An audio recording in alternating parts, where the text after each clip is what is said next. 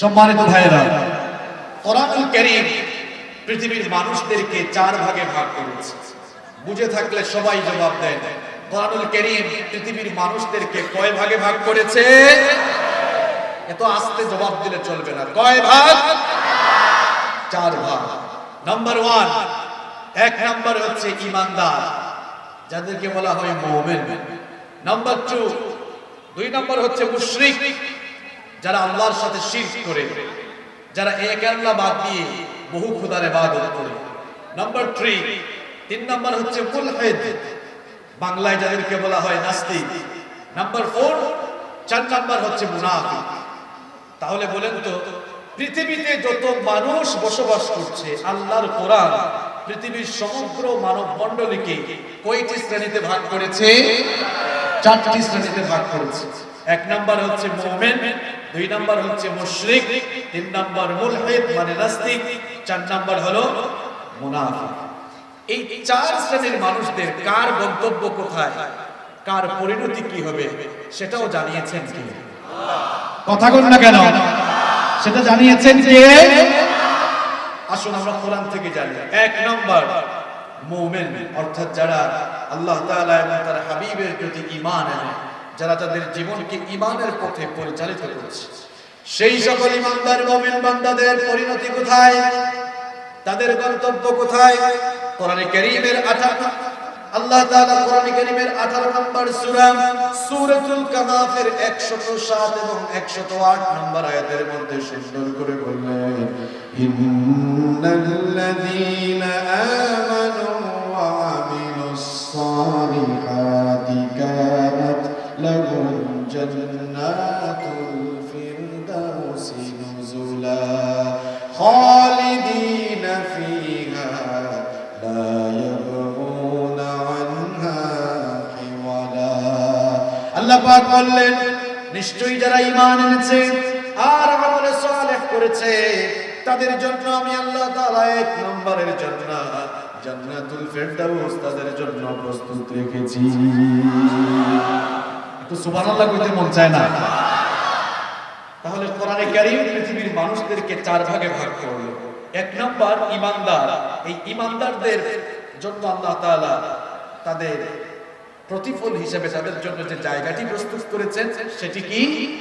জান্নাতুল ফিরদাউস বা জান্নাত। এবার আসেন 2 নাম্বার মুশরিক, যারা আল্লাহ তাআলা একচ্ছত্র ইবাদত বাদ দিয়ে যারা বহু খোদার ইবাদত করে, তাদের পরিণতি কোথায়? আল্লাহ তাআলা তাদের ব্যাপারে বলছেন, সেই সকল কাফেররাও যাবে জাহান্নামে। আর 3 নাম্বার হচ্ছে মুলহিদ মানে নাস্তিক। নাস্তিকরা মুশরিকদের মতো না। মুশরিকরা তো বহু খোদার ইবাদত করলেও এরা তো অন্ততপক্ষে ইবাদত করে, কিন্তু নাস্তিকরা কারোরই ইবাদত করে না, বরং তারা বলে আনসিন ইজ নাথিং, যা দেখা যায় না তা বিশ্বাস করা যায় না। তারা আরো বলে দেয়ার ইজ নো গড, স্রষ্টা বলতে কেউ নেই। তো যা দেখা যায় না তা বিশ্বাস করা যায় না বলে তুমি বলছো যে আল্লাহ তাআলাকে যেহেতু দেখা যায় না, সেহেতু আল্লাহ তাআলাকে বিশ্বাস করা যায় না। যেমন কুকুর তেমন মুগুরও দরকার, ঠিক কি না? এই নাস্তিকদেরকে পেলে আপনারা বলবেন, তোকে যে তোর বাপ জন্ম দিয়েছে এটা কি তুই দেখেছিস? এটা কি দেখেছে? এটা তোকে যে তোর বাপ জন্ম দিয়েছে সেটা কি তুই দেখেছিস? সে তো দেখে নাই। যদি না দেখে তোর বাপকে তুই তোর বাপ বলেই স্বীকার করিস আর বিশ্বাস করিস, তাহলে আল্লাহ তাআলা এই অপার সৃষ্টিকুল দেখে আল্লাহ তাআলাকে কেন বিশ্বাস করিস না? ভাই, আল্লাহর ওই ব্যাপারটা ভিন্ন। আল্লাহর ওই ব্যাপারটা ভিন্ন কেমনে হয়? কেমনে ভিন্ন হয়? যদি যা দেখা যায় না তা যদি বিশ্বাস করা না যায়, তাহলে তোর বাপ তোকে জন্ম দিয়েছে সেটাও তো তুই দেখিস নাই। তোর কথার আলোকে তোর জন্মের ভিতরেই দোষ আছে, ঠিক কি না? আল্লাহ তাআলা এই সৃষ্টিকুল দেখে কি আল্লাহ তাআলাকে তুমি চেনো না? এই সৃষ্টির ভেতরেই স্রষ্টার সৌন্দর্য লুকিয়ে আছে, ঠিক কি না? নাম্বার 4 নাম্বার হচ্ছে মুনাফিক। 4 নাম্বার কারা? মুনাফিক। এই মুনাফিকরা কোথায় যায়? এবার আল্লাহ তাআলা তাদের ব্যাপারে বলছে। কোরআনে কারীমের 4 নাম্বার সূরা সূরাতুন নিসাএর 140 নম্বর আয়াতের শেষাংশে আল্লাহ পাক সুন্দর করে বললেন, ইন্নাল্লাহা জামিউল মুনাফিকিনা ওয়াল কাফিরিনা ফি জাহান্নাম জামিআ। আল্লাহ তাআলা বলেছেন নিশ্চয়ই আল্লাহ তাআলা মুনাফিক এবং সকল কাফেরদেরকে জাহান্নামে একত্রিত করবেন। এখানে আল্লাহ তাআলা কাফেরদের কথা বলার আগে মুনাফিকদের কথা বলেছেন। আয়াতের দিকে একটু তাকান, ইন্নাল্লাহা জামিউল মুনাফিকিনা ওয়াল কাফিরিনা। আল্লাহ তাআলা কাফিরিন শব্দটা দিলেন পরে, মুনাফিক শব্দটা আগে দিলেন। তার মানে কাফেরের চাইতে মুনাফিক ভালো না খারাপ? বড় বড় কাফের যারা ছিল, নমরুদ, ফেরাউন, সাদ্দাত, হামান, কারুন, উতবা, আবু লাহাব, শাইবা, এরা জাহান্নামের উপরের তলায় থাকবে। আর মুনাফিক বলে এত নিকৃষ্ট, এদের ব্যাপারে আল্লাহ তাআলা বলেছেন ইন্নাল মুনাফিকিনা ফিদ দারকিল আসফালি মিনান নারি ওয়া লান তাজিদ লাহুম নাসীরা। আল্লাহ তাআলা বলেছেন মুনাফিকরা জাহান্নামের তলে থাকবে, একেবারে তলায় থাকবে, নিচে থাকবে। দেখেছেন মুনাফিকরা কত নিকৃষ্ট। বড় বড় কাফেররা জাহান্নামে উপরের তলায় থাকার সুযোগ হবে, কিন্তু মুনাফিকরা কাফেরের চাইতেও এত নিকৃষ্ট যে তারা কাফেরদেরও আরো নিচে, জাহান্নামের একেবারে তলায় থাকবে। তাহলে বুঝে থাকলে জবাব দেন তো, মুনাফিক কাফেরের চাইতে ভালো না খারাপ? কথা কন না কেন? যারা কথা বলে না এদের ভিতরে কি মুনাফিকির রোগ আছে নাকি? মুনাফিক কাফেরের চেয়ে ভালো না খারাপ? কেন খারাপ জানেন? কাফের মুশরিকরা সরাসরি ইসলামের বিরোধিতা করে, আর মুনাফিকরা ইসলামের বেশ ধারণ করে সুযোগ পেলেই তারা ইসলামকে জবাই করে। এরা মাথায় টুপি দেয়, এরা মাঝে মাঝে নামাজেও যায়, এমনকি মাহফিলে এসে হুজুরের ডানে বামে কিংবা পেছনে বসে সুযোগ পাইলে মাহফিলে গন্ডগোল লাগাইয়া মাহফিল বন্ধের চেষ্টা করে। মুনাফিক কিন্তু মুসলমানের লেবাস ধরে ইসলামের ক্ষতি করে। কেউ যদি আমাকে বলে হুজুর আমি হিন্দু দেখবো, কোন দেশে যাব? আমরা বলবো আপনি ইন্ডিয়াতে চলে যান, সেখানে কোটি কোটি হিন্দু আছে না নাই? হ্যাঁ, কথা কোন না কেন, আছে না নাই? কেউ যদি বলে হুজুর আমরা বৌদ্ধ দেখবো, কোন দেশে যাব? মিয়ানমারে চলে যান, সেখানে কোটি কোটি বৌদ্ধ রয়েছে। কেউ যদি বলে হুজুর খ্রিস্টান দেখবো, আপনি ইউনাইটেড স্টেট অফ আমেরিকায় চলে যান, সেখানে কোটি কোটি খ্রিস্টান রয়েছে। কিন্তু কেউ যদি এখন প্রশ্ন করে বসে হুজুর মুনাফিক দেখবো, কোন দেশে যাব? মুনাফিকের কি আলাদা কোনো দেশ আছে? কথা বল না কেন, মুনাফিকের আলাদা কোনো দেশ আছে? এই প্রশ্নের উত্তর হলো মুনাফিক বৌদ্ধ, খ্রিস্টান বা হিন্দুদের দেশে বাস করে না। আপনি যদি মুনাফিক দেখতে চান তাহলে মুসলমানের দেশগুলোতে ভিজিট করেন, ট্যুর করেন, আপনি সেখানে গিয়ে দেখবেন মুসলমানের বেশ ধারণ করে কিছু লোকেরা ইসলামকে জবাই করে ইসলামটাকে দুনিয়া থেকে চিরতরে তারা একেবারে মুছে দেওয়ার চেষ্টা করছে। আমার ভাইয়েরা, কোরআনে কারিমে আল্লাহ তাআলা মুমিনদের নামে সূরা দিয়েছেন, মুশরিকদের নামে সূরা দিয়েছেন, কাফেরদের নামে সূরা দিয়েছেন, আবার মুনাফিকের নামেও সূরা দিয়েছেন। তার মানে ব্যালেন্স আছে না? কথা বল না কেন আপনারা? আল্লাহ তাআলা মুমিনদের নামে একটি সূরা দিলেন, এটি কোরআনে কারিমের 23 নম্বর সূরা। সবাই বলেন তো কত নম্বর সূরা? সূরাটির নাম হচ্ছে সূরাতুল মুমিনুন। আল্লাহ তাআলা কাফেরদের নামে একটি সূরা কোরআনে দিয়েছেন, সূরাটার নাম হচ্ছে সূরাতুল কাফিরুন। মুনাফিকদের নামে আল্লাহ একটি সূরা দিয়েছেন, সূরার নাম সূরাতুল মুনাফিকুন। দেখেন কাফেরদের নামে যে সূরা দিয়েছেন সূরা আল কাফিরুন, এই সূরাটা কয় পৃষ্ঠা বলেন তো? সূরা কাফিরুন জানেন না কয় পৃষ্ঠা? সূরা কাফিরুন কয় পৃষ্ঠা? 3 লাইন। কয় লাইন? 3 লাইন। এবার আসেন, মুমিনদের সূরা হচ্ছে 8 পৃষ্ঠা। সূরা মুমিনুন কয় পৃষ্ঠা? মুখস্থ করতে হবে, কয় পৃষ্ঠা? আর কাফেরের সূরা কয় লাইন? 3 লাইন। মুনাফিকের সূরা কয় লাইন? কয় পৃষ্ঠা? 1.5 পৃষ্ঠা। দেখেন কাফেরদের জন্য আল্লাহ মাত্র 3 লাইন দিলেন, আর মুনাফিকদের জন্য কয় পৃষ্ঠা? 1.5 পৃষ্ঠা। এখান থেকে বুঝেন না যে মুনাফিকগুলো কত খারাপ? মুনাফিকগুলো কাফের মুশরিকদের চাইতে অত্যন্ত নিকৃষ্ট। কারণ পৃথিবীতে যেখানে ইসলামের সৌধ নির্মাণ হয়েছে, যেখানে ইসলামের বিল্ডিং নির্মাণ হয়েছে, ইসলামের গ্রন্থকে, ইসলামের সেই বিল্ডিংকে চূর্ণ বিচূর্ণ করে মাটির সাথে ধসিয়ে দেওয়ার জন্য কাফের মুশরিকদের চাইতে মুনাফিকরাই সবচেয়ে বেশি ভূমিকা রেখেছে। এই দেশে, আমার এই দেশে হিন্দু ভাইয়েরা, বৌদ্ধ ভাইয়েরা, খ্রিস্টান ভাইয়েরা কখনো তারা কোরআনের মাহফিলের বিরুদ্ধে, ইসলামের বিরুদ্ধে এত বেশি কথা বলে না। কিন্তু আপনি দেখবেন আব্দুল করিম, আব্দুল সত্তার নাম নিয়ে পাঞ্জাবি পরে, টুপি পরে এই সকল লোকেরাই কোরআনের মাহফিলে বাধা দিতে আসে। চিন্তা করেছেন মুনাফিকগুলো কত খারাপ? আজকে আমরা মুনাফিকের মুখোশ উন্মোচন করে ছাড়বো ইনশাআল্লাহ। কেন জানেন? কারণ হচ্ছে শয়তান মুসলমানের সন্তানকে মুনাফিক বানাতে চায়, কাফের বানাতে চায়। আমার কথা বুঝতেছেন আপনারা? কথা কি ক্লিয়ার শোনা যাচ্ছে?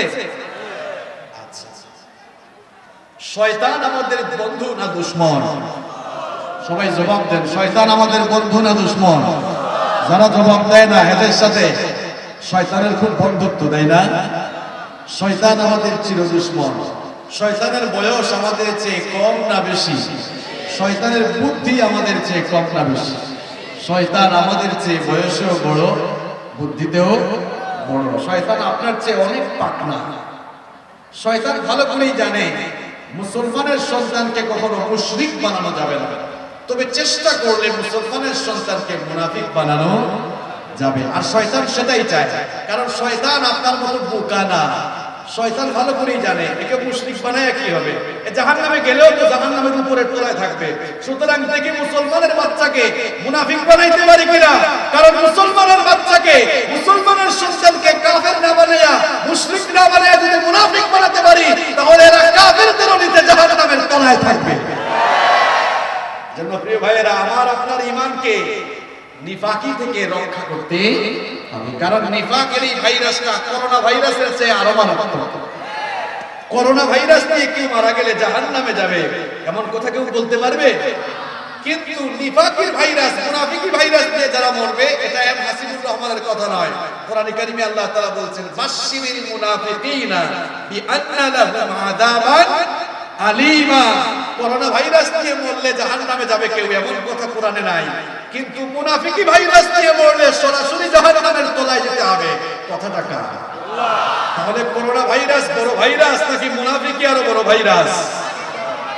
মুনাফিকিটা আরো বড় ভাইরাস। তাহলে এই মুনাফিকি ভাইরাস থেকে আমাদের সকলকে বেঁচে থাকার দরকার আছে না নাই? বিশ্বনবী সাল্লাল্লাহু আলাইহি ওয়াসাল্লামের সাহাবীরা সব সময় নিফাক নামক ভাইরাস থেকে বেঁচে থাকার জন্য আপ্রাণ প্রচেষ্টার প্রয়াস চালাতেন। বিশ্বনবী সাল্লাল্লাহু আলাইহি ওয়াসাল্লামের সাহাবীরা মুনাফিকির ভাইরাসকে কতটা ভয় করেছেন, মুনাফিকির ভাইরাস থেকে নিজেকে রক্ষা করে তারা কিভাবে চলেছেন শুনেন। বিশ্বনবী সাল্লাল্লাহু আলাইহি ওয়াসাল্লামের প্রিয় সাহাবী সাইয়েদনা ওমর ইবনুল খাত্তাব রাদিয়াল্লাহু আনহু, তিনি তার শাসনামলে যখনই কোন লোকের জানাজা আসতো, জানাজায় উপস্থিত হওয়ার আগে তিনি বলতেন, দেখো তো জানাজার মধ্যে আবু হুযায়ফা ইবনুল ইয়ামান এসে উপস্থিত হয়েছে কিনা। আবু হুযায়ফা ইবনুল ইয়ামান রাদিয়াল্লাহু আনহুকে সাহিবুস সিররুন নবী, রাসূল কারীম সাল্লাল্লাহু আলাইহি ওয়াসাল্লামের গোপন কথার ভান্ডার ডাকা হতো। কারণ বিশ্বনবী সাল্লাল্লাহু আলাইহি ওয়াসাল্লাম সব গোপন কথা আবু হুযায়ফা ইবনুল ইয়ামান রাদিয়াল্লাহু আনহুর সাথে শেয়ার করেছেন। এই জন্য ওমর ইবনুল খাত্তাব রাদিয়াল্লাহু আনহু ভালো করে জানতেন মুনাফিকের লিস্ট যে বিশ্বনবী সাল্লাল্লাহু আলাইহি ওয়াসাল্লাম আবু হুযায়ফা ইবনুল ইয়ামানের কাছে দিয়েছে। সুতরাং মুনাফিক কোন লোকটা যদি, কোন লাশ যদি, কোন মৃত ব্যক্তি যদি মুনাফিক হয়, ওই জানাজায় সবাই আসলেও আবু হুযায়ফা আসবে না। কারণ আবু হুযায়ফা ইবনুল ইয়ামানের কাছে মুনাফিকের লিস্ট দিয়েছেন মুহাম্মদ সাল্লাল্লাহু আলাইহি ওয়াসাল্লাম। এই জন্য ওমর রাদিয়াল্লাহু আনহুর শাসনামলে খেলাফতকালে যখনই কোনো জানাজা আসতো, ওমর রাদিয়াল্লাহু আনহু বলতেন, দেখো তো জানাজার নামাজে আবু হুযায়ফা ইবনুল ইয়ামান এসে শরীক হয়েছে কিনা। আবু হুযায়ফা ইবনুল ইয়ামান রাদিয়াল্লাহু আনহু শরীক হলেন, ওমর ইবনুল খাত্তাব সেই জানাজায় শরীক হতেন। একদিন ওমর ইবনুল খাত্তাব রাদিয়াল্লাহু আনহু গোপনে গোপনে আবু হুযায়ফা ইবনুল ইয়ামান রাদিয়াল্লাহু আনহুর সাথে সাক্ষাৎ করে বললেন, ও আমার ভাই আবু হুযায়ফা, আজ আমি একটি ব্যাপার জানার জন্য তোমাকে অনুরোধ করছি, মেহেরবানি করে তোমার কাছে আমি রিকোয়েস্ট করছি, ওই আমি যেই বিষয়ে তোমাকে প্রশ্ন করব ওই বিষয়টার সঠিক উত্তর আমাকে দিবা। আর যদি রাসূল বলতে নিষেধ করে যান তাহলে সরাসরি উত্তর না দিলে আকার ইঙ্গিতে একটু বুঝাই দিবা। এই কথা শুনে আবু হুযায়ফা ইবনে ইয়ামান রাদিয়াল্লাহু আনহু অবাক হয়ে গেলেন।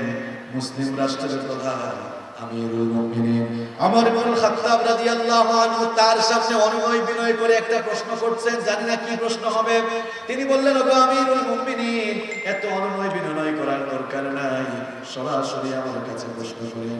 ওমর ইবনে খাত্তাব রাদিয়াল্লাহু আনহু তখন বললেন, ওগো আমার ভাই আবু হুযায়ফা ইবনে ইয়ামান, বিশ্বনবী সাল্লাল্লাহু আলাইহি ওয়াসাল্লাম তো মদিনার সকল মুনাফিকদের নাম তোমার কাছে দিয়ে গিয়েছেন, দয়া করে বলো তো আমি ওমরের নাম সেই মুনাফিকের লিস্টে আছে নাকি? এই কথা শুনে আবু হুযায়ফা ইবনে ইয়ামান রাদিয়াল্লাহু আনহু চোখের পানি ছেড়ে দিলেন। বাচ্চা শিশুর মতো তিনি ক্রন্দন শুরু করলেন।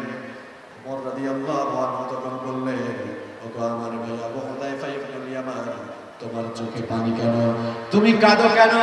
আবু হুযায়ফা রাদিয়াল্লাহু আনহু বললেন, ওগো আমিরুল মুমিনিন, কি করে আপনার নাম সেই মুনাফিকের লিস্টে থাকতে পারে? কারণ স্বয়ং বিশ্বনবী আপনার ব্যাপারে বলে গিয়েছেন, লা নাবিয়্যা ওয়ালা রাসূলা মিন বা'দি, আমার পরে কোনো নবী নাই, আমার পরে কোনো রাসূল নাই। লাউ কানা নাবিয়্যাম মিন বা'দি লাকানা উমর, আমার পরে কেউ যদি নবী হতো, আমার পরে কেউ যদি নবী হওয়ার যোগ্যতা রাখতো, তাহলে আমার ওমর আমার পরে নবী হয়ে যেত। আল্লাহু আকবার।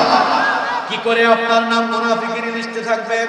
ওমর ইবনে খাত্তাব রাদিয়াল্লাহু আনহু তখন জবাব দিলেন, ওগো আমার ভাই ভালো করে শোনো, এই জন্যই তোমার কাছে প্রশ্ন করেছি, কারণ আমি তো জানি মুনাফিকের ভাইরাস এটা সবচাইতে সাংঘাতিক ভাইরাস। এই জন্যই তোমার কাছে জানতে চাইলাম, যদি সেই ভাইরাস আমার ভেতরে থাকে আর আমার কথা নবীজি তোমার কাছে বলে যেয়ে থাকেন, তাহলে এখনো তো সময় আছে, তাওবা করে ভালো মুসলমান হয়ে যাওয়ার সুযোগ আছে। সুবহানাল্লাহ। ওমরের মতো লোক এই মুনাফিকের ভাইরাস চলে আসে কিনা এত ভয়ের ভেতরে থাকতেন। আর আপনি আমি চুনোপুটি মার্কা মুসলমান, আমাদের আচার আচরণে মুনাফিকিতে ভরা, এরপরেও আমাদের ঈমান নিফাকের দিকে চলে যায় কি যায় না আমরা কখনো চিন্তা ভাবনা করি না, কারণ আমাদের বিবেকটা ঘুমিয়ে আছে। ঘুমন্ত বিবেককে জাগ্রত করে দিতে হবে। আজ আল্লাহর কোরআনের কথাগুলো যদি আমার বিপক্ষেও চলে যায়, আমরা নিজেকে আজ সংশোধন করে এই মাহফিল থেকে যাব ইনশাআল্লাহ। যাবেন তো আপনারা সংশোধন করে? মুনাফিকগুলো কত নিকৃষ্ট শুনেন। বিশ্বনবী সাল্লাল্লাহু আলাইহি ওয়াসাল্লাম তাবুকের যুদ্ধ থেকে ফেরার কিছুদিন পরে মদিনার মুনাফিকদের লিডার, মদিনার মুনাফিক সর্দার আব্দুল্লাহ বিন উবাই বিন সুলুল মারা গেল। আব্দুল্লাহ বিন উবাই বিন সুলুল যখন মারা গেল, তার ছেলে বিশ্বনবী সাল্লাল্লাহু আলাইহি ওয়াসাল্লামের কাছে এসে বলল, ওগো আল্লাহর নবী, আমার বাবা আব্দুল্লাহ ইবনে উবাই বিন সুলুল মারা গিয়েছেন, ইন্তেকাল করেছেন। আমার বাবার ইচ্ছে ছিল আপনি যেন আমার বাবার জানাজায় ইমামতি করেন, আর আমার বাবার জানাজায় কাফনের কাপড় হিসাবে ব্যবহার করার জন্য আপনার গায়ের জুব্বা মুবারক দিলে আমরা বড় খুশি হতাম, কারণ এটাই আমার বাবার ইচ্ছা ছিল। এই কথা শুনে বিশ্বনবী সাল্লাল্লাহু আলাইহি ওয়াসাল্লাম তার জামা খুলে যখনই দিতে যাবেন, এমন সময় সাইয়েদনা ওমর ইবনে খাত্তাব রাদিয়াল্লাহু আনহু বিশ্বনবীর গায়ের জামা টেনে ধরলেন। বিশ্বনবী তখন বললেন, কি ব্যাপার ওমর, আমার গায়ের জামা তুমি টেনে ধরলে কেন? ওমর ইবনে খাত্তাব রাদিয়াল্লাহু আনহু তখন বললেন, ওগো আল্লাহর নবী, লোকটাকে কি আপনি চিনেন নাই? সারাটি জীবন মুসলমানের লেবাস ধারণ করে মুসলমানদের সাথে বেঈমানি করেছে, যেখানে সুযোগ পেয়েছে মুসলমানদের ক্ষতি করার চেষ্টা করেছে। এই লোকটাকে কি চিনেন না? উহুদের ময়দান থেকে তার সৈন্য নিয়ে ভেগে গিয়েছে, সারা জীবন ইসলামের ক্ষতি করেছে। এই লোকটা তো মুনাফিক ছিল, সুতরাং তার জানাজার নামাজে ইমামতি করার জন্য যায়েন না। বিশ্বনবী তখন বললেন, ওমর, আমার আল্লাহ তো আমাকে এখনো নিষেধ করেন নাই। বিশ্বনবী এবার আব্দুল্লাহ বিন উবাই বিন সুলুল নামক মুনাফিক নেতার জন্য নিজের গায়ের জুব্বা মুবারক খুলে দিলেন। এমনকি বিশ্বনবী সাল্লাল্লাহু আলাইহি ওয়াসাল্লাম জানাজার নামাজের দিকে রওনা করলেন। আমার ভাইয়েরা, বেশ কয়েকটি জায়গায় সাইয়েদনা ওমর ইবনে খাত্তাব রাদিয়াল্লাহু আনহু একা সিদ্ধান্ত নিয়েছেন, আর ওমর ইবনে খাত্তাব রাদিয়াল্লাহু আনহুর সিদ্ধান্তের পক্ষে আল্লাহ তাআলা কোরআনের আয়াত নাযিল করে ওমরের পক্ষে রায় দিয়েছে। তাহলে ওমরের মর্যাদা কম না বেশি? মুনাফিক নেতা আব্দুল্লাহ বিন উবাই বিন সুলুলের জানাজায় বিশ্বনবী গেলেন। তার গায়ের মধ্যে বিশ্বনবী তার নিজের থুতু মুবারক লাগায় দিলেন যেন সে জাহান্নামে না যায়। এরপরে জানাজার লাশকে প্রস্তুত করার পরে মুনাফিক নেতা আব্দুল্লাহ বিন উবাই বিন সুলুলের জানাজায় ইমামতি করার জন্য আমার নবী যখনই দাঁড়াতে যাবেন, আল্লাহ তাআলা বরদাস্ত করলেন না, সঙ্গে সঙ্গে জিবরিলকে পাঠিয়ে দিলেন। জিবরিল এবার ওহী নিয়ে চলে আসলেন। জিবরিল এসে জানিয়ে দিলেন, ওগো আল্লাহর নবী, কার জানাজা ইমামতির জন্য দাঁড়ালেন? এই লোকটাকে কি আপনি ছিলেন না? এই লোকটার ব্যাপারে আল্লাহ তাআলা ফয়সালা দিয়েছেন, ওহী নাযিল করেছেন। শুনেন, ইস্তাগফির লাহুম আও লা তাস্তাগফির লাহুম ইন তাস্তাগফির লাহুম 70 মাররাতান ফালান ইয়াগফিরাল্লাহু লাহুম।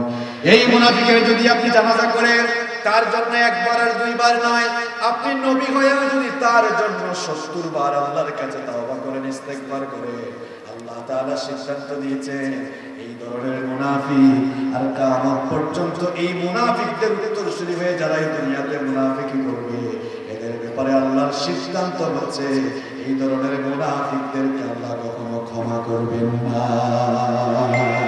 সিদ্ধান্ত রাখা। দেখেন, যেই নবী কিবলা পরিবর্তন হলো কিভাবে, আপনারা সেই ঘটনা জানেন, আমি সেদিকে যাচ্ছি না।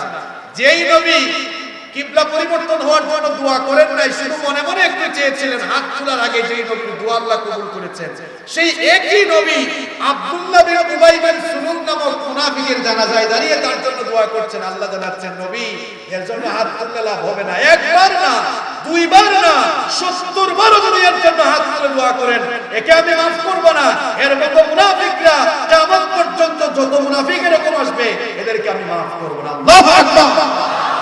আর এখন টাটকা মুনাফিক মারা যায়, এমন ভাবে জানাজা দেয়, আর এমন একটা ভাবসাব মনে হয় যেন সবাই জান্নাতের বিছানায় একেবারে বিছায় দিয়ে আসতেছে। আমার লাশ সামনে রেখে বলে, লোকটা কেমন ছিল? সবাই কয় ভালো ছিল। একজন বলে মনে মনে, এতে যে কত বড় মুনাফিক ছিল এটা তো আমি ছাড়া আর ভালো কেউ জানে।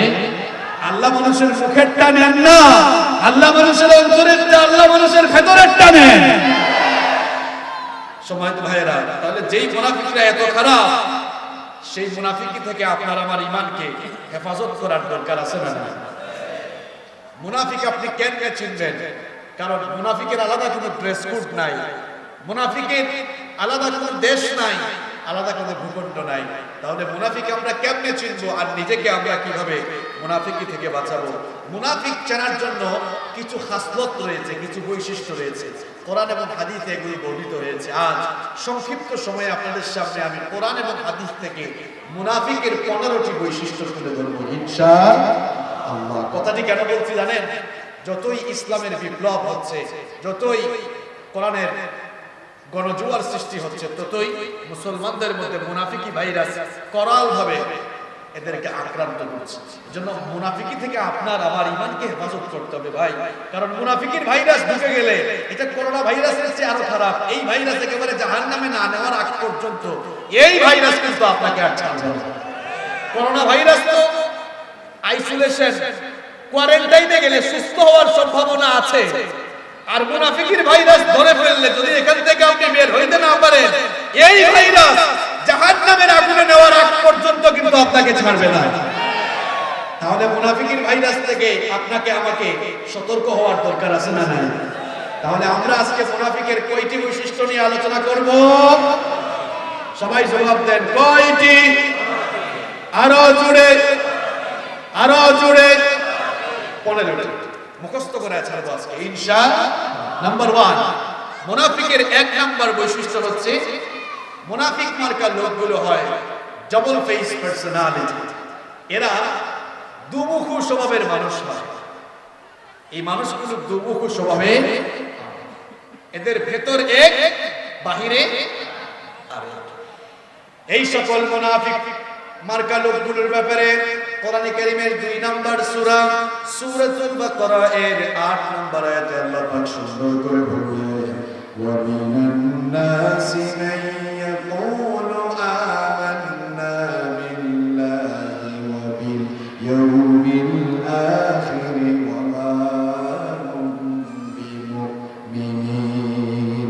আল্লাহ পাক বললেন মানুষের মধ্যে এমন কিছু লোক আছে যারা মুখ দিয়ে বলে আমরা আল্লাহ আর আখিরাতের প্রতি ঈমান এনেছি, এরা মুখ দিয়ে ঈমানের কথা বলে, অথচ আমি আল্লাহ বলছি ওয়া মা কুনতুম মুমিনিন, আদৌ এরা ঈমানদার নয়, মুমিন নয়।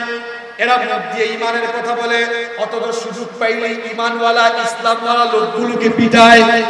এরা মুখ দিয়ে ঈমানের কথা বলে, মুখ দিয়ে ইসলামের কথা বলে, নিজেরা বলে ঈমানদার, নিজেদেরকে মুসলমান বলে পরিচয় দেয়, অথচ সুযোগ পাইলে ঈমানওয়ালা ঈমানের আন্দোলন করা লোকগুলোর বাড়িঘর তারা জ্বালিয়ে পুড়িয়ে ছাই করে দেয়। মুখ দিয়ে এরা ঈমানের কথা বলে, সুযোগ পাইলেই ঈমানওয়ালা লোকগুলোকে জেলখানার ভেতরে ঢুকায়। মুখ দিয়ে এরা ঈমানের কথা বলে, সুযোগ পাইলেই ঈমানওয়ালা লোকগুলোকে যেখানেই পায় এরা ধরে ধরে পিটায়। এরা ঈমানদার না মুনাফিক? আরো জোরে কোন ঈমানদার না মুনাফিক? এমন একটা ভাবসাব নিয়ে চলে, নিজেরা মদ খায় না, ঘুষ খায় না, কিন্তু মদ যারা খায়, ঘুষ যারা খায়, ক্যাসিনোর সাথে যারা জড়িত তাদের সঙ্গে তারা সুসম্পর্ক রাখে। এরা ঈমানদার না মুনাফিক? এরা ঈমানদার না মুনাফিক? এরা মুখে বলে এক কথা, ভেতরে আছে আরেক কথা। দেখেন নামাজে দাঁড়ায় এরা বলে, এরা কিন্তু নামাজও আসে, দুআয়ে কুনুতের মধ্যে পড়ে ওয়া নাখলাহু ওয়া নাতরুকু মাইয়াফতুরুক, আগো আল্লাহ আমরা তাদের সাথে নই, তাদের সাথে আমাদের কোনো সম্পর্ক নাই যারা তোমার দ্বীনের সাথে বেয়াদবি করে।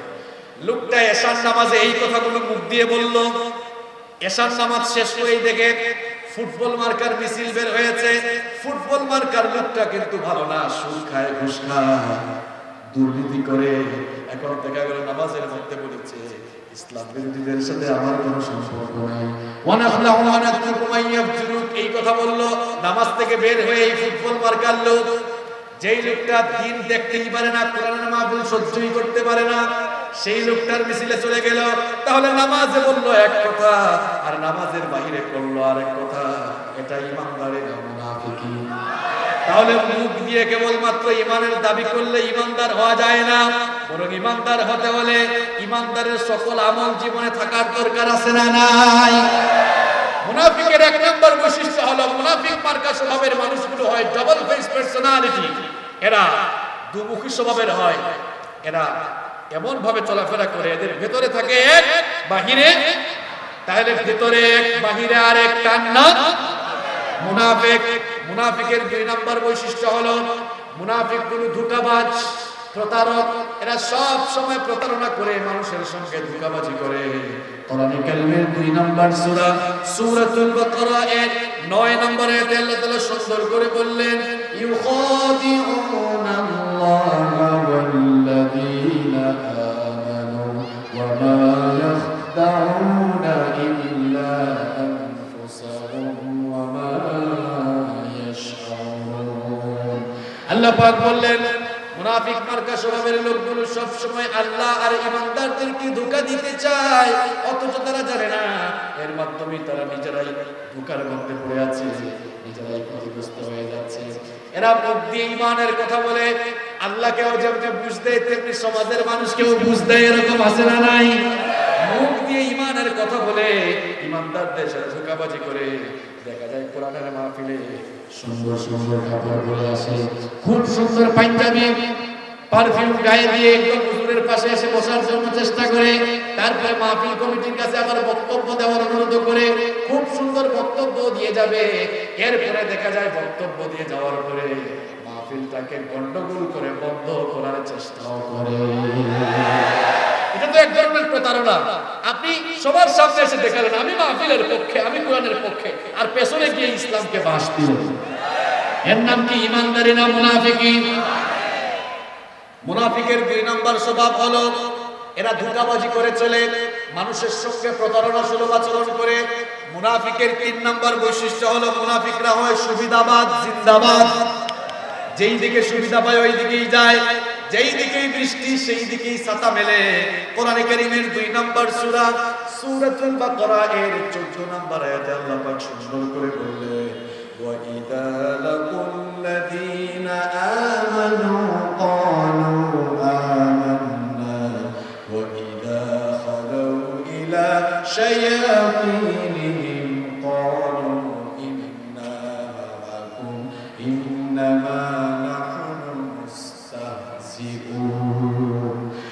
পাক বললেন মুনাফিকি স্বভাবের মানুষের বৈশিষ্ট্য হলো যখন এরা ইমানদারদের সাথে মিলিত হয় তারা বলে আমরা তো তোমাদের দলের লোক, তোমাদের সাথেই আছি। আবার যখন শয়তানের মুরিদদের সাথে দেখা হয় তারা বলে আমরা তো তোমাদের সাথেই আছি। এরা যেই দিকে সুবিধা পায় সেই দিকেই চলে যায়, যেই দিকে বৃষ্টি সেই দিকেই ছাতা মেলে। এরা এই দিকেও খুশি রাখতে চায়, ওই দিকটাকেও খুশি রাখতে চায়। কোরআনের মাহফিলে আসতে তারা বলে আমরা কিন্তু কোরআন বলা লোক, কোরআনের মাহফিলে এসেছি। অথচ দেখা যায় কোরআনের মাহফিল শেষ করে আরেকটা গান কিংবা নাচ বা কনসার্টের আয়োজন রয়েছে। দেখা যায় ওদেরকে খুশি করার জন্য কনসার্টেও গিয়ে শামিল হয়। মাহফিলে এসে মুসলমানদেরকে খুশি করে আবার কনসার্টে গিয়ে কনসার্টওয়ালাদেরও খুশি করে, এই দিকেও থাকে ওই দিকেও থাকে। দেখা যায় মসজিদে আসলে মসজিদেও দান সদকা করে, গান কিংবা নাচের কনসার্ট হবে সেখানেও টাকা পয়সা দিয়ে বলে গাওয়া করে তোমাদের সাথে আছি। তাহলে নাচ গানেও আছে, মসজিদেও আছে, এই দিকেও খুশি রাখে ওই দিকেও খুশি রাখে। এরপরে এরা মসজিদ কমিটির সভাপতি হওয়ার জন্য পাগল থাকে, এরা আবার মাহফিলের সভাপতি হওয়ার জন্য পাগল থাকে, আবার কনসার্টের সভাপতি হওয়ার জন্য পাগল থাকে। এদিকেও থাকে ওই দিকেও থাকে, দুই দিক যারা খুশি করেছিল এরা ইমানদার না মুনাফিক? এরা ইমানদারদের সাথে সম্পর্ক রাখে, মুনাফিকের আবার বেঈমানদের সাথেও সম্পর্ক রাখে। এই দেখ গত 4-5 দিন আগে টাকাইলে এক মাহফিলে গেলাম, তো বেশ কিছু লোকেরা আসলো, তাদের নাম আর আমি বললাম না, প্রায় 10-15 জন আসলো। মিডিয়ার অনেক ভাইরা ছিলেন, আপনারা আবার একটা ফ্লাশ করিয়েন না। তো দেখা গেল এরা আমার আগে এসে সবাই জামাতের সাথে বক্তব্য রাখলো, বক্তব্য দিয়ে 10 মিনিট থাকলো, চলে গেল। তো আমি তো আর কেমন কিছু জানি না, ওই এলাকায় নতুন গিয়েছি। মাহফিল যখন শেষ হলো কমিটির ছেলেপেলেরা বললো হুজুর আপনি কি জানেন আমাদের সেই সকল বক্তারা আপনার আগে যারা বক্তব্য দিলেন তারা কোথায় গিয়েছেন? আমি বললাম ভাই আমি জানবো কেমনে, আমি তো আপনাদের এলাকায় নতুন এসেছি। ভাই হুজুর আমাদের পাশের গ্রামে আজকে যাত্রা গান হচ্ছে, তারা এখানে হাজিরা দিয়ে ওইখানেও হাজিরা দিতে গেছে। তাহলে মাহফিলে হাজিরা দেয় আপনাদেরকে খুশি করার জন্য, আবার যাত্রা গানে যায় যাত্রা গানওয়ালাদেরকে খুশি করার জন্য। এই দিকও ঠিক রাখে ওই দিকও ঠিক রাখে, এটা ইমানদারি না মুনাফিকি? কি আপনার কি গায়ে লাগে নাকি? হ্যাঁ আমি কি বানায় বলতেছে নাকি? সূরা নাম্বার আয়াত নাম্বার বলছি, ভাষায় গিয়ে মিলায় দেখবেন। তাহলে মুনাফিকের 3 নাম্বার বৈশিষ্ট্য হলো মুনাফিকরা সব দিক মেইনটেইন করে চলে, এদিকেও থাকে ওই দিকেও। মুনাফিকের 4 নাম্বার বৈশিষ্ট্য হলো মুনাফিকরা কখনোই আল্লাহকে সন্তুষ্ট করার জন্য কাজ করে না, বরং তারা মানুষকে দেখাবার জন্য কাজ করে। মুনাফিকরা যত আমল করে যত কাজ করে মানুষকে দেখাবার জন্য করে। কোরআনে কারীমের 4 নাম্বার সূরা সূরাতুন নিসা এর 142 নম্বর আয়াতে আল্লাহ তাআলা বলছেন ইন্নাল মুনাফিকিনা ইউখাদিউনা আল্লাহ ওয়া হুয়া খাদিউহুম ওয়া ইযা ক্বামু ইলাস সালাতি ক্বামু কুসালা يراءون الناس ولا يذكرون الله إلا قليلا। আল্লাহ তাআলা বলেন মুনাফিকের বৈশিষ্ট্য হলো এরা যখন নামাজে দাঁড়ায় অলস ভাবে নামাজে দাঁড়ায়, ইউরাউনান নাস মানুষকে দেখাবার জন্য তারা নামাজে দাঁড়ায়। আবার সূরা মুআজ্জার মধ্যে আল্লাহ সুন্দর করে বললেন ফাওয়াইলুল লিল মুসাল্লিনা আল্লাযীনা হুম আন সালাতিহিম সাহুন আল্লাযীনা হুম ইউরাউন। ধ্বংস ওই সকল নামাজীদের জন্য, নামাজ পড়েও কারা ধ্বংস তাদের ব্যাপারে আল্লাহ বলছেন আল্লাযীনা হুম আন সালাতিহিম সাহুন, যারা নামাজের ব্যাপারে উদাসীন থাকে। আবার আল্লাযীনা হুম ইউরাউন, যারা মানুষকে দেখাবার জন্য নামাজ আদায় করে। এই আয়াতগুলোতে আল্লাহ তাআলা মুনাফিক মার্কা স্বভাবের লোকদের ব্যাপারে বলছেন মুনাফিকি স্বভাবের মানুষরা কখনোই আল্লাহকে খুশি করার জন্য নামাজ পড়ে না, বরং তারা মানুষকে দেখাবার জন্য নামাজ আদায় করে। দেখা যায় ইলেকশন আসলে করে আরো কম নামাজের সংখ্যা বেড়ে যায়। আজানের আগে সমাবেশে গিয়েছিল, সমাবেশ চলাকালীন সময় আজান হয়েছে, সবাই মসজিদে গিয়েছে, আমি যদি না যাই লোকেরা কি বলবে, অযু থাকুক আর না থাকুক আল্লাহু আকবার। এই যে লোকটা নামাজে গেল আল্লাহকে খুশি করার জন্য গেল না মানুষ দেখাবার জন্য গেল। তাহলে আল্লাহকে খুশি না করে মানুষ দেখাবার আমল যারা করে এরা কি ইমানদার নাকি মুনাফিক? এরা হজে যায় নামের আগে হাজি লাগাবার জন্য। আমার হোম ডিস্ট্রিক্ট তো সিলেটে, এটা জানেন আপনারা। আমার খুব পরিচিত এক লোক, খুব পরিচিত, এমনকি আমার নিকটাত্মীয়দের মধ্যে একজন, হজে যাওয়ার আগে, এই তো গত হজের আগের হজে, গতবার তো আর হজই হইল না করোনা ভাইরাসের জন্য, এর আগের হজে বেচারা হজে যাওয়ার আগে হাজার হাজার পোস্টার মানে ছাপিয়ে ফেলেছে, আলহাজ অমুক, হাজি অমুক, যে অমুক সাহেবের পক্ষ থেকে সকলকে শুভেচ্ছা স্বাগতম, এরকম পোস্টার বানিয়েছে। তো লোকটা এখনো ইমিগ্রেশনও কমপ্লিট করে নাই, তার পোস্টার ছাপিয়ে ফেলেছে, নামের আগে হাজি লিখেছে। মনে মনে ভাবলাম, আরে এই লোকটা যদি হজে যাওয়ার আগে আল্লাহ না করুক মারা যায় প্লেনের ভিতরে, তাহলে তো হজ আর নসিব হলো না, নামের আগেই তো হাজি লাগাই দিল। তখন বুঝলাম লোকটা আসলে এই ফুটানিগিরি দেখাচ্ছে আর হজে যে যাচ্ছে, এটা আসলে মানুষ দেখাবার, এটা আসলে আল্লাহকে খুশি করার জন্য না, বরং মানুষকে দেখাবার জন্য খুশি যাচ্ছে। নামের আগে আগে অনেকে হাজি লাগাই, আলহাজ লাগাই, এর থেকে আমাদের বের হয়ে আসা দরকার। আচ্ছা আপনারা বলেন তো, রাসূল করিম সাল্লাল্লাহু আলাইহি ওয়াসাল্লাম তিনি কি হজ করেন নাই? আপনারা জবাব দেন, হজ করেন, হজ করেছেন কিনা? রোদ যেমন আপনাদের গায়ে লাগতেছে, আমার গায়েও কিন্তু লাগতেছে, দেখতেছেন আপনারা। তো আপনারাও কষ্ট পাচ্ছেন, আমারও কষ্ট হচ্ছে, কোনো অসুবিধা নাই। কোরআনের জন্য শুধু কষ্ট নয়, কোরআনের জন্য যদি প্রয়োজন হয় আমরা আমাদের শরীর থেকে রক্ত ঢেলে দিতে রাজি, এমনকি কোরআনের জন্য আমরা আমাদের জীবনটাকে কুরবান করে দিতে রাজি আছি। সুতরাং এই সামান্য রোদ আর সামান্য গরম আমাদের জন্য কিছুই না।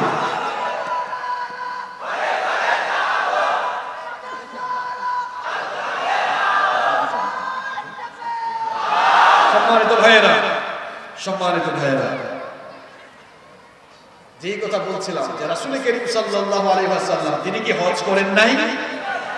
আমরা কি বলি যে আলহাজ কিংবা হাজী মুহাম্মদ সাল্লাল্লাহু আলাইহি ওয়াসাল্লাম কি কিও বলেন নাকি আপনারা? আবু বকর রাদিয়াল্লাহু আনহু হজ করেছেন কিনা? কথা কোন না কেন জানেন না আপনারা? তো আমরা কি বলি হাজী আবু বকর রাদিয়াল্লাহু আনহু? আমরা কি বলি আলহাজ ওমর রাদিয়াল্লাহু আনহু? আমরা কি বলি হাজী উসমান রাদিয়াল্লাহু আনহু? আমরা কি বলি আলহাজ আলী রাদিয়াল্লাহু আনহু? তো উনারা এত বড় বুজুর্গ, কত বড় বুজুর্গ শুনবেন, যারা দুনিয়াতে থেকে জান্নাতের সার্টিফিকেট পেয়ে বিদায় হয়েছেন। আল্লাহু আকবার। এই লোকেরা নামের আগে হাজি লাগালেন না, আমরাও লাগাই না, তাদের নামের আগে আমরাও হাজি লাগাই না। আপনি আমি কেন লাগাই? দুনিয়ার মুসলমানরা ভালো করে শুনেন, যশোরের ভাইয়েরা ভালো করে শুনেন, গোটা দুনিয়ার মুসলমানদের আমলগুলোকে এক পাল্লায় রাখা হলে একজন সাহাবীর জুতার তলার সমান হবে না। আপনি তো ইসলাম তাদের থেকে শিখবেন, কেন হাজি লাগান, কেন আলহাজ লাগান? এগুলোর মাধ্যমে রিয়া হওয়ার সম্ভাবনা আছে। আমাদের অনেক হুজুররাও লাগায়, এটা ঠিক না। আচ্ছা বলেন তো, আমরা যারা নামাজি, 5 ওয়াক্ত নামাজ পড়ি, আমরা কি বলি মুসল্লি আব্দুল করিম বলেন নাকি? হজ তো এক ফরজ, আর নামাজ দৈনিক কয়টা ফরজ? তো আপনি একটা ফরজ আদায় করে আপনি যদি নামের আগে হাজি লাগান, ওই লোকটা দোষ করলো কি? সে তো ডেইলি 5টা ফরজ আদায় করে, তাহলে তো লেখা উচিত ছিল নামাজি আব্দুল করিম, ঠিক কি না? এগুলো বাংলাদেশ, ভারত আর পাকিস্তানে আছে। এখান থেকে আমাদেরকে বের হয়ে আসতে হবে। আল্লাহ আমাদেরকে সঠিক সমঝ দান করেন। তো মুনাফিকদের স্বভাবের কথা বলছিলাম যে এরা মানুষকে দেখাবার জন্য কাজ করে। এই মানুষগুলো হজেও যায় হাজি লাগাবার জন্য, আবার 2 বার 3 বার হজ করলে নামের আগে হাজি লিখলে মাইন্ড করে কয় আলহাজ লিখবা। আবার অনেকে আছে 2 বার হজ করলে বলে আমাকে ডাবল হাজি লিখবা, ব্র্যাকেটে লিখে দিবা ডাবল হাজি, 3 বার করলে লিখবা ট্রিপল হাজি, এর বেশি লিখলে, এর বেশি করলে লিখবা আলহাজ। এরকম আছে না? না। মুনাফিক মার্কা মানুষদের বৈশিষ্ট্য হলো, কোরআনে কারীমে রব্বুল আলামিন বলেছেন ইউরাউনান নাস, এরা মানুষকে দেখাবার জন্য কাজ করে। এরা কোনো দান সদকা করলেও মানুষকে দেখাবার জন্য করে। এরা যে কোনো মসজিদ মাদ্রাসা বা এতিমখানায় গিয়ে বলবে আমি এত টাকা দিলাম, হুজুর একটু বলে দেন সবাইকে, আর নাম ধরে দোয়া করেন। ফুটানির জন্য, নাম হওয়ার জন্য, মানুষ দেখাবার জন্য তারা দান করে। এর নাম, এটার নাম ইমানদারি নয়, এটার নাম হচ্ছে মুনাফিকি। এটার নাম কি? তাহলে মুনাফিকের কয়টা বৈশিষ্ট্য জানলাম? সবাই বলেন কয়টা? নাম্বার 5, মুনাফিকের 5 নাম্বার বৈশিষ্ট্য হচ্ছে মুনাফিকদের এই দিল, এই অন্তরটা রোগাক্রান্ত। এদের বাহিরটা দেখলে মনে হয় খুব নাদোষ নদোষ। এখানে সাউন্ড করতেছে কে পেছনে, এদেরকে থামায় দেয়, কোনো কথা বলা যাবে না। মুনাফিকদের অন্তর ব্যাধিগ্রস্ত, মুনাফিকদের অন্তরে রোগ রয়েছে। আর এটা করোনা ভাইরাসের চেয়ে আরো সাংঘাতিক। এটা খালি চোখে দেখাও যায় না, এটা খালি চোখে দেখাও যায় না। মুনাফিকদের অন্তর, এদের হার্ট ব্যাধিগ্রস্ত। এদের চেহারা দেখলে মনে হয় নাদুস নুদুস, কারো কারো চেহারা এমন তেলতেলে থাকে দেখলে মনে হয় যেন কিছুক্ষণ থেকে জান্নাত থেকে পালায় আসছে। এরকম তেলতেলে চেহারা, তেলতেলে একটা ভাব নিয়ে চলে। কিন্তু আল্লাহ তাআলা বলেছেন এই মুনাফিক মার্কা স্বভাবের মানুষগুলো, এদের অন্তরের মধ্যে ব্যাধি রয়েছে, এদের অন্তরের ভেতরে রোগ রয়েছে। কোরআনে কারীমের 2 নম্বর সূরা সূরাতুল বাকারা এর 10 নম্বর আয়াতে আল্লাহ পাক সুন্দর করে বললেন, ফি কুলুবিহিম মারাদুন ফাযাদাহুমুল্লাহু মারাদা ওয়া লাহুম আযাবুন আলীমুন বিমা কানু ইয়াকদিবুন। আল্লাহ তাআলা বলছেন এদের অন্তরের মধ্যে ব্যাধি রয়েছে, রোগ রয়েছে। আর মুনাফিকদের অন্তরের এই রোগকেও আরো বাড়িয়ে দেন কে? ক্যান্সার হয়ে কেউ যদি মারা যায়, স্ট্রোক করে কেউ যদি মারা যায়, করোনা ভাইরাসে আক্রান্ত হয়ে যদি কেউ মারা যায়, লোকটা জাহান্নামে যাবে এমন কথা কেউ কোনোদিন বলতে পারবে না। কিন্তু মুনাফিকের রোগ নিয়ে, মুনাফিকের ভাইরাসে আক্রান্ত হয়ে, মুনাফিকের রোগ নিয়ে যারা দুনিয়া থেকে বিদায় নেবে, তাদের ব্যাপারে আল্লাহ বলছেন বাশশিরিল মুনাফিকিনা বিআন্না লাহুম আযাবান আলীমা। কোরআনে কারীমের 4 নম্বর সূরা সূরাতুন নিসা এর 138 নম্বর আয়াতে আল্লাহ পাক সুন্দর করে বললেন, ওগো আমার হাবিব মুনাফিকদেরকে জাহান্নামের কঠিন আযাবের সুসংবাদ দেন। মুনাফিকের রোগ নিয়ে যারা দুনিয়া থেকে বিদায় হবে, এই রোগে যারাই আক্রান্ত হয়ে তাওবা না করে দুনিয়া থেকে যাবে, জাহান্নামের মধ্যে যাওয়া লাগবে। মুনাফিকের 6 নম্বর বৈশিষ্ট্য হলো মুনাফিকরা সুযোগ পাইলেই সন্ত্রাসী হয়। এরা জমিনে বিশৃঙ্খলা সৃষ্টিকারী হয়। কথাটা আমার নয়, কথাটা কার? কোরআনে কারীমের 2 নম্বর সূরা সূরাতুল বাকারা এর 11 এবং 12 নম্বর আয়াতে আল্লাহ পাক সুন্দর করে বললেন, ওয়া ইযা কিলা লাহুম লা তুফসিদু ফিল আরদি ক্বালু ইন্নামা নাহনু মুসলিহুন আলা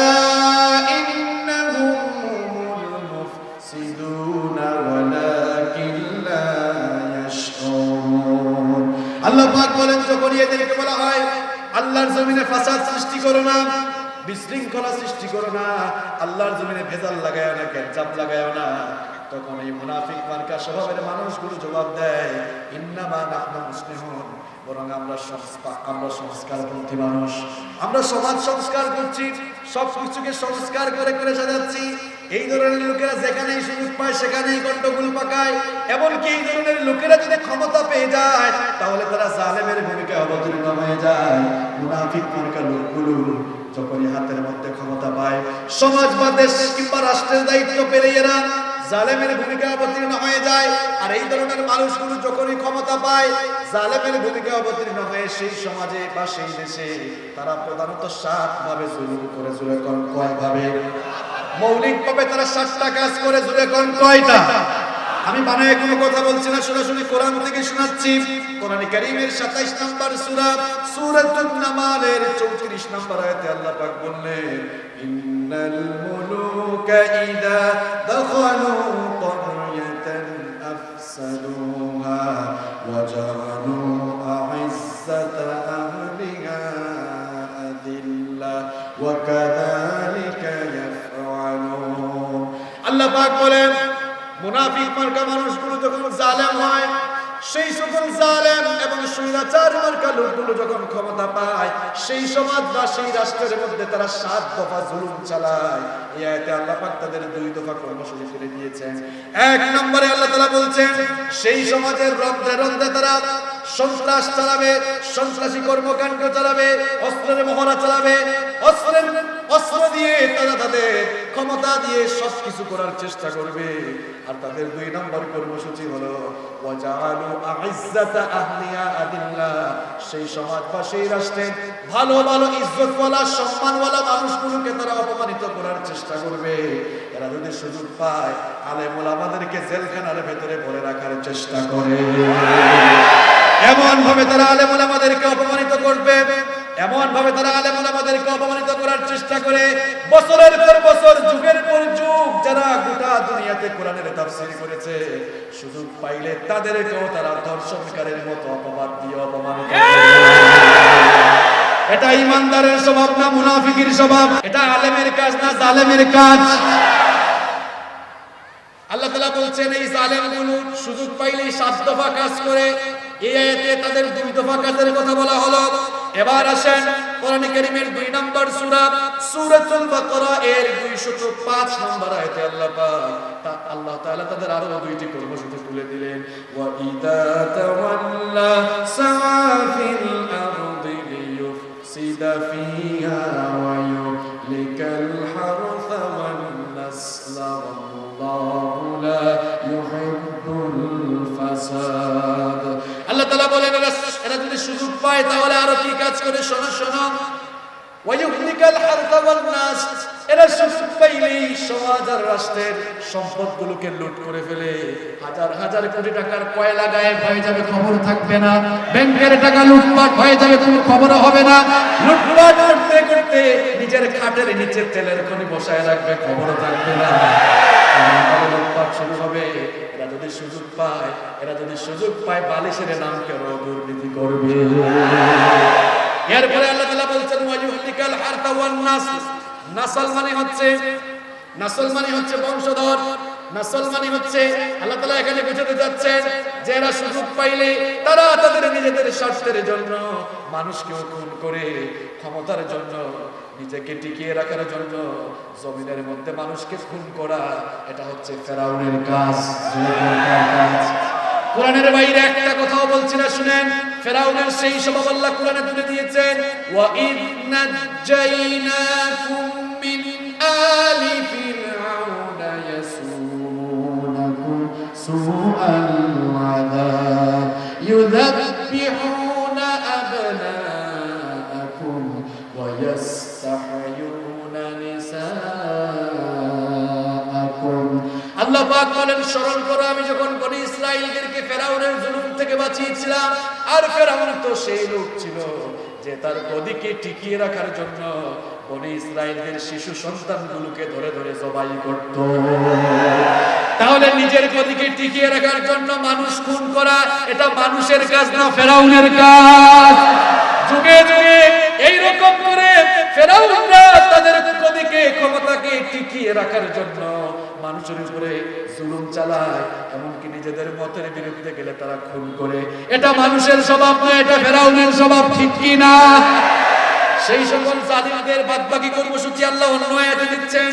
কোরআনে কারীমের 9 নম্বর সূরা সূরাতুত তাওবা এর 67 নম্বর আয়াতে আল্লাহ পাক বললেন আল মুনাফিকুনা ওয়াল মুনাফিকাতু বা'দুহুম মিন বা'দ ইয়া'মুরুনা বিল মুনকারি ওয়া ইয়ানহাউনা আনিল মা'রুফি ওয়া ইয়াকবিদুনা আইদিয়াহুম নাসুল্লাহা ফানাসিয়াহুম ইন্নাল মুনাফিকিনা হুমুল ফাসিকুন। আল্লাহ পাক বলেন মুনাফিক পুরুষ আর মুনাফিক নারী একজন আরেকজনের বন্ধুর মতো কাজ করে। আল্লাহ তাআলা বলছেন এরা সুযোগ পেলেই কি করে, শোনো শোনো, ইয়াকুরুনা বিল মুনকার, সুযোগ পাইলেই, গদি পাইলেই এরা আইন পাশ করে করে সকল মন্দ কাজগুলো চালু করে দিবে। কোরআনের মাহফিলের জন্য পারমিশন লাগবে, কিন্তু আইন পাশ করে দেখা যাবে সিনেমা হল খোলার অনুমতি আছে। ইয়াকুরুনা বিল মুনকার, সুযোগ পাইলে এরা অন্যায় কাজগুলোর পারমিশন দিবে, অন্যায় কাজ সমাজে প্রচলন ঘটাবে। আবার ওয়ায়ানহাউনা আনিল মারুফ, সুযোগ পাইলেই, গদি পাইলেই এরা ভালো কাজগুলোকে থামায়া দিবে, ভালো কাজগুলোকে বন্ধ করে দিবে। এরপরে 7 নম্বরে আল্লাহ তাআলা বলছেন ওয়ায়াকুদুনা আইদিয়াহুম, জনকল্যাণমূলক সকল কাজ থেকে তারা তাদের হাতকে গুটিয়ে ফেলবে। এই আয়াতগুলোতে আল্লাহ তাআলা জালেম স্বভাবের মানুষদের কর্মসূচি তুলে দিয়েছেন। এবার আল্লাহ তাআলা বলছেন, যদি কোন সমাজ বা রাষ্ট্রে আলেমদের উপরে, কোরআন ওয়ালা লোকদের উপরে, ইসলাম ওয়ালা লোকদের উপরে আল্লাহ ক্ষমতা সুপর্দ করে, তাহলে তারা সেই ক্ষমতা নামক নিয়ামত পেয়ে তারা কি করে? শোনো, আল্লাযীনা ইম্মাক্কান্নাহুম ফিল আরদি আকামুস সালাতা ওয়া আতাউয যাকাতা ওয়া আমারু বিল মা'রুফি ওয়া নাহাউ আনিল মুনকার ওয়া লিল্লাহি আকিবাতুল উমুর। আল্লাহ পাক বলেন, যদি কোনো জনপদে আমি ঈমানদারদের হাতে রাষ্ট্র ক্ষমতা সুপর্দ করি, তাহলে তারা সেই সুযোগ পেয়ে 1 নম্বরে তারা সমাজ এবং রাষ্ট্রের সকল জায়গায় নামাজ কায়েম করবে। 2 নম্বর হচ্ছে সুদ ভিত্তিক অর্থ ব্যবস্থাকে বাতিল করে দিয়ে যাকাত ভিত্তিক অর্থনীতি কায়েম করবে, যাকাত ভিত্তিক অর্থ ব্যবস্থার প্রচলন করবে। 3 নম্বর হলো ওয়ায়ামুরুনা বিল মা'রুফ, আইন পাস করে করে সকল ভালো কাজগুলোকে তারা জারি করে দিবে। 4 নম্বর হলো ওয়ায়ানহাউনা আনিল মুনকার, আইন পাস করে করে সকল অন্যায়গুলোকে বন্ধ করবে। যশোরের ভাইয়েরা, এবার বুঝে থাকলে জবাব দেন তো, যে আয়াতগুলো থেকে আলেম আর জালেমের কর্মসূচি তুলে ধরলাম, গোটা বিশ্বের দিকে তাকিয়ে বলে কোরআনের আয়নায় গোটা বিশ্ব এখন আলেমের দখলে না জালেমের দখলে? কাদের দখলে? সেই জালেমের জুলুম থেকে বের হয়ে গোটা দুনিয়া আলেমদের কাছে আসুক, কোরআন ওয়ালা ইসলাম ওয়ালা লোকদের হাতে আসুক। কারা কারা চান দুহাত তুলে আল্লাহকে দেখান।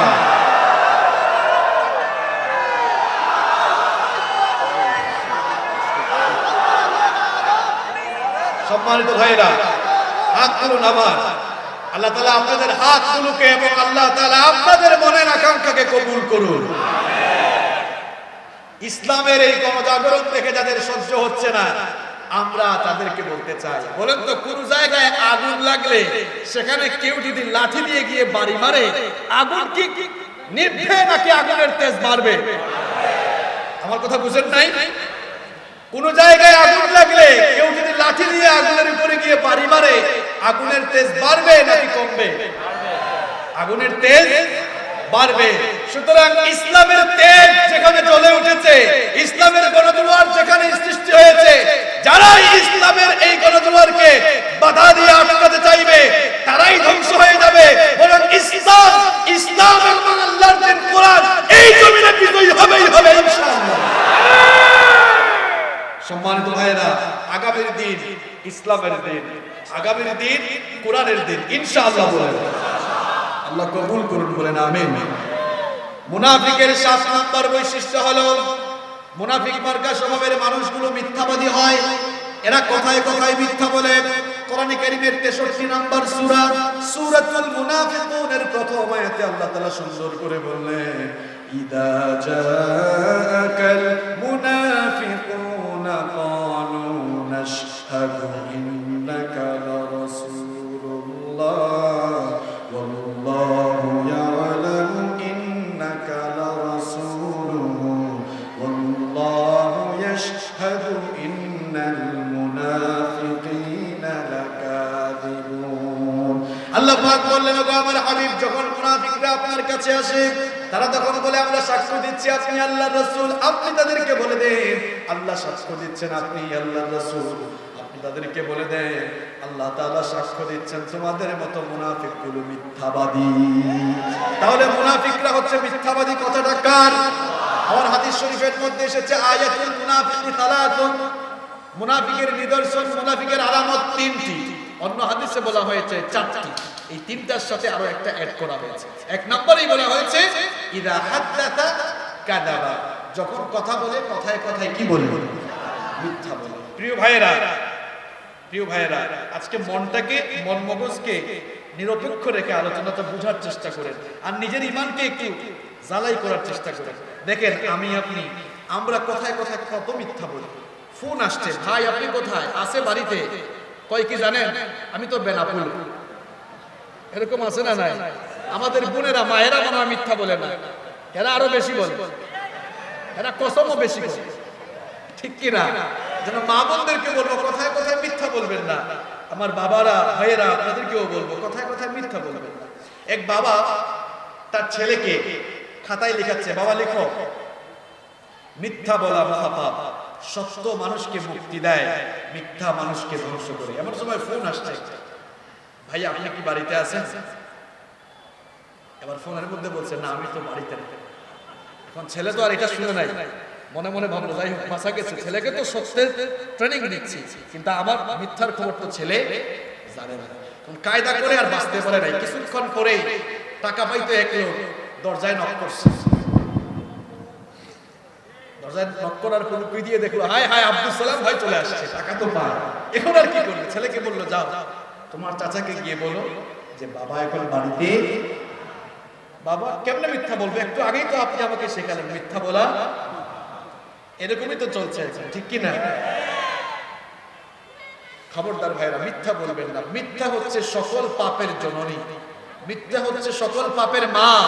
মিথ্যা মানুষকে পাপাচারের দিকে নিয়ে যায়, পাপাচার মানুষকে জাহান্নামের দিকে।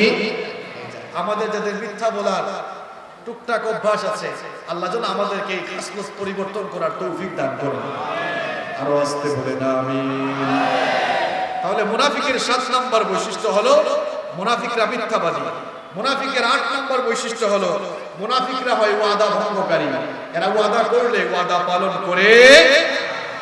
কোরআনে কারীমের 63 নম্বর সূরা সূরাতুল মুনাফিকুনের 2 নম্বর আয়াতে আল্লাহ পাক সুন্দর করে বললেন, ইত্তাখাযু আইমানাহুম জুন্নাতান ফাসাদ্দু আন সাবিলিল্লাহ ইন্নাহুম সাআ মা কানু ইয়ামালুন। আল্লাহ তাআলা বলছেন, এরা মুনাফিক মার্কা স্বভাবের মানুষেরা ওয়াদাকে ঢাল হিসাবে ব্যবহার করে এবং এর মাধ্যমে তারা মানুষদেরকে বোকা বানাতে চায়, ধোঁকা দিতে চায়। আর এই ধরনের ওয়াদা নির্বাচন আসলে একটু বেশি হয়, এটা করব ওইটা করব, পরে আর কিছুই। আমাদের ওয়াদা পালনের দৃষ্টান্ত হচ্ছে এমন, এক ভাইয়ের কাছ থেকে টাকা এনেছে, বলছে ভাই আগামী শুক্রবারে দিয়ে দিব। আগামী শুক্রবার আর আসে না, কত শুক্রবার যে চলে যায়। আবার তাকে যদি রাস্তায় দেখে, এদিকে দেখলে হে অন্যদিকে দৌড়ায়। এরকম মানুষ এই যশোরে নাই, আছে মানে আরো বেশি আছে। কি মনে করছেন আপনারা? আমরা কিছু জানি না, না? কেন আপনি এমনটা করেন? আপনি তার কাছ থেকে টাকা এনেছেন, পারছেন না, যান আবার যান।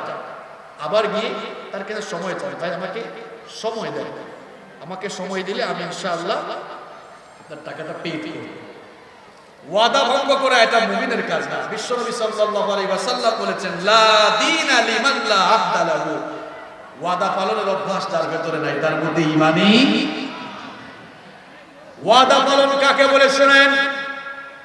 সাইয়েদনা ওমর ইবনুল খাত্তাব রাদিয়াল্লাহু আনহুর শাসনামলে একবার এক যুবককে আদালতের কাঠগড়ায় দাঁড় করানো হলো। যুবকের অপরাধ ছিল সে একজন মানুষকে হত্যা করেছিল। যেই লোকটাকে হত্যা করেছিল তার 2 ছেলে। ওই যুবককে ধরে টেনে হিঁচড়ে ওমর ইবনুল খাত্তাব রাদিয়াল্লাহু আনহুর আদালতে হাজির করলো।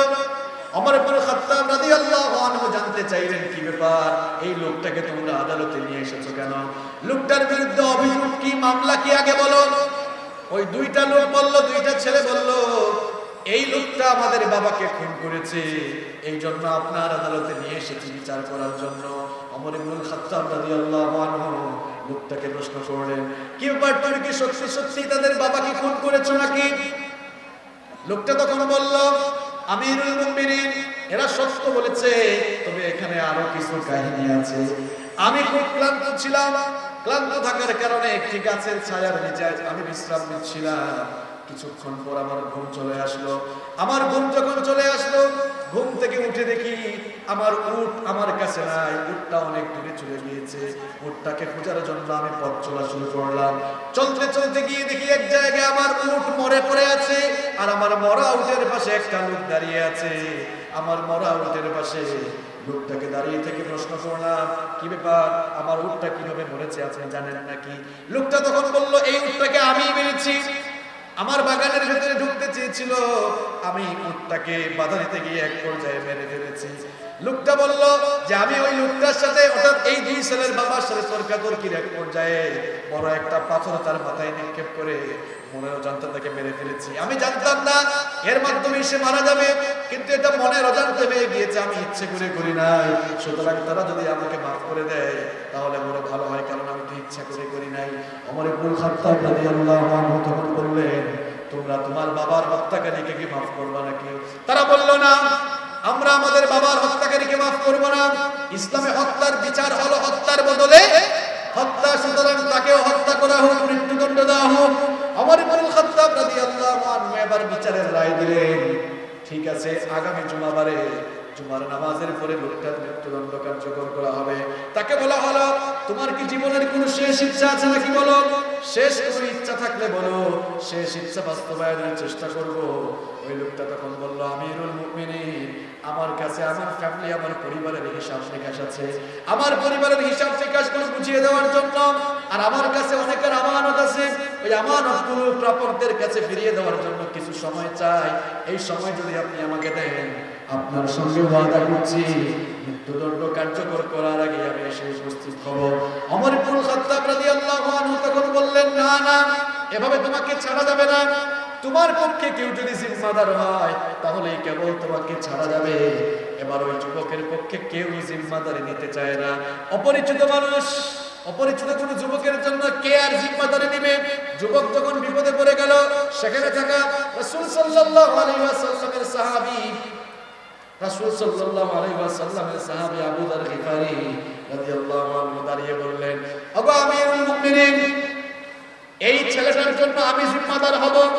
ওমর ইবনুল খাত্তাব রাদিয়াল্লাহু আনহু বললেন, আবু যার গিফারি, ভেবেচিন্তে সিদ্ধান্ত নাও। এই ছেলেটা ওয়াদা করে যাচ্ছে ঠিক, কিন্তু ঠিক সময় মতো না আসলে মৃত্যুদণ্ড তোমার উপরে কিন্তু কার্যকর করা হবে। ভেবেচিন্তে সিদ্ধান্ত নাও।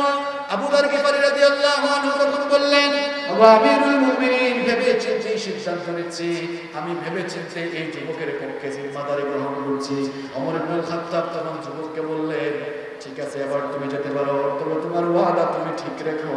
ওয়াদা যদি ঠিক না রাখো তাহলে তোমার পক্ষে যিনি জিম্মাদারি গ্রহণ করেছেন তার উপরে মৃত্যুদণ্ড বাস্তবায়ন করা হবে। যুবক ছেড়ে চলে গেল। দিন যেতে যেতে, সময় যেতে যেতে যখন জুমার দিন এসে গেল, জুমার দিন ফজরের সময় মদিনার অবস্থা থমথমে আকার ধারণ করলো। ওই যুবকটা এখনো ফিরে আসতো না। এজন্য সবার মধ্যে এক ধরনের থমথমে অবস্থা বিরাজ করছে। সবাই ভাবলো, আরে আজ যদি ওই যুবকটা ফিরে না আসে তাহলে নিরপরাধ আবু যার গিফারির উপরে আমিরুল মুমিনিন মৃত্যুদণ্ড বাস্তবায়ন করবেন। জুমার আযান হয়ে গেল, তখনও ওই যুবক আসে নাই। জুমার খুতবা শুরু হয়ে গেল, তখনও যুবক আসে নাই।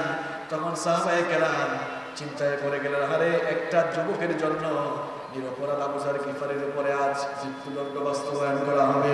জুমার নামাজ শুরু হয়ে গেল, তখন ওই যুবক ফিরে নাই। জুমার নামাজ শেষ হয়ে গেল, তখনও যুবক ফিরে নাই।